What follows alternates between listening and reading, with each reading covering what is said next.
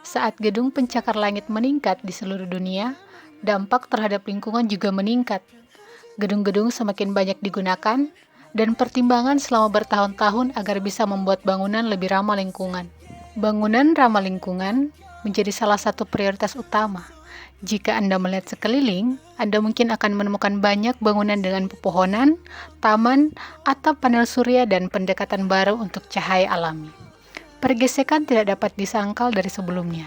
Amerika, Singapura, dan bahkan Australia adalah beberapa negara yang memimpin dalam desain bangunan hijau. And subscribe to Top Luxury. Let us know in the comments below which of these green buildings you. Pertama, kita perlu memahami apa itu bangunan hijau.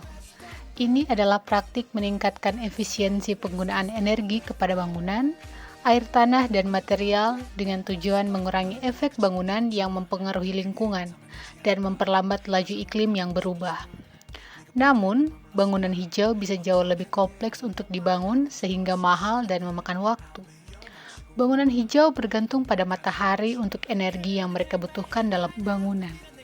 Tata letak adalah contoh yang bagus dari bangunan hijau.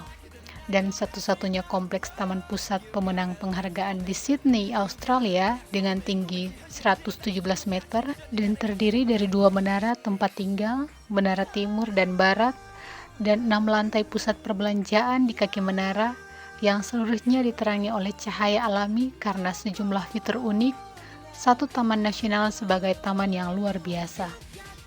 Yang paling penting pada bangunan ini adalah bagian taman yang menggantung secara vertikal, cermin raksasa dan kemandiriannya. Taman vertikal dari salah satu taman pusat dasarnya adalah selimut hidup taman bunga dan tanaman merambat yang membentang lebih dari 50 meter, menjadikannya sebagai tanaman vertikal tertinggi di dunia. Taman ini terdiri dari banyak kotak tanaman individu, masing-masing dengan sistem irigasi untuk rumah. 23 dari tembok hijau ini diisi dengan 85 tumbuhan serta 350 spesies berbeda, baik tumbuhan eksotik maupun tumbuhan asli Australia, baik dari spesies terkenal hingga spesies langka. Faktor keberhasilan taman vertikal ini adalah tanaman yang tidak membutuhkan tanah. Air, cahaya, dan nutrisi didistribusikan secara mekanis ke tanaman untuk perangsang pertumbuhan dan kelangsungan hidup mereka.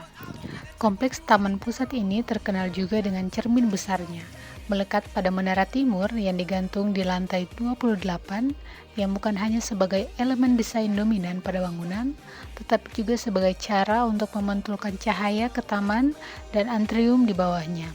Serangkaian cermin bermotor di atap bawahnya secara otomatis akan memantulkan cahaya matahari ke cermin besar yang terdiri dari 220 panel individu, dan panel ini kemudian memantulkan cahaya ke teras kolam, area pejalan kaki, atrium, dan umum. Di malam hari, area cermin berubah tampilan menjadi lampu LED raksasa yang komitmen terhadap keberlanjutan dan berkomitmen dengan pembangkit listrik, gas alam rendah, karbon miliknya sendiri, dan sistem daur ulang air internal yang memasok ke 4.000 penduduk dan 15.000 pengunjung setiap harinya.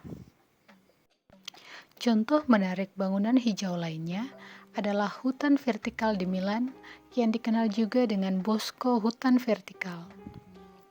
Bangunan ini adalah bangunan prototipe untuk format arsitektur baru yang berfokus pada hubungan antara manusia dan spesies hidup lainnya. Yang pertama diselesaikan pada tahun 2014 di daerah Puerto Nuovo, Milan, dan terdiri dari 2 menara dengan tinggi masing-masing 112 meter, dan menara ini menampung total 100 pohon, 15.000 tanaman, dan 5.000 semak yang jumlahnya mencapai sekitar 1 lapangan sepak bola. Setiap menara memiliki balkon yang menjorok yang dirancang untuk menampung bak eksternal besar untuk tumbuh-tumbuhan dan memungkinkan pertumbuhan pohon yang lebih besar tanpa gangguan. Jadi, pada dasarnya, ini adalah versi rumah pohon tempat tanaman dibudidayakan. Tujuannya agar saat pembibitan mereka dapat beradaptasi dengan kondisi yang serupa dengan yang mereka miliki. Di balkon, tanaman membuat perisai di sekitar bangunan yang menyaring sinar matahari sekaligus mengatur kelembapan dan meningkatkan kualitas udara yang merupakan kualitas yang memenangkan sejumlah penghargaan penting termasuk penghargaan untuk bangunan tinggi terbaik di dunia tahun 2013. Bangunan ini sangat tinggi hingga terlihat dari kejauhan dan membuat citra hutan vertikal ini menjadi simbol baru di Milan. Proyek hijau yang sama menariknya adalah Menara Hijau yang berkelok-kelok di Melbourne.